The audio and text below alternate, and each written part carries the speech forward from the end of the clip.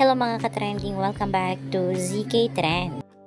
Masayang ibinalita ngayon ng Don Bell Official na magkasama nga ngayong araw sina Donnie at Belle.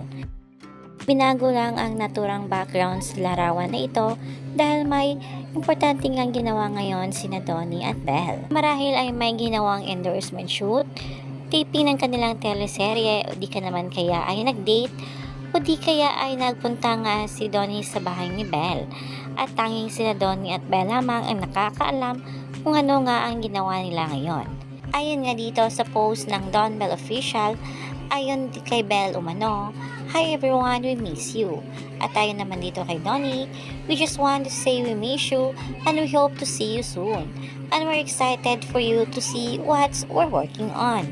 Ibang-iba talaga ang manok nating si Donnie dahil kaninang umaga nga lang ay nag-golf siya kasamang kanyang kapatid na si Hannah Pangilinan.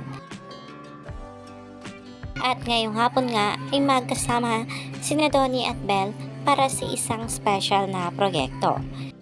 At syempre lahat nga ng mga babis ay kinilig at sumaya dahil nga ay naisipan ni Donnie at Belle na i-update ang lahat nga ng mga sumusuporta sa kanila dahil talaga namang miss na ng mga babis itong sina Donnie at Belle.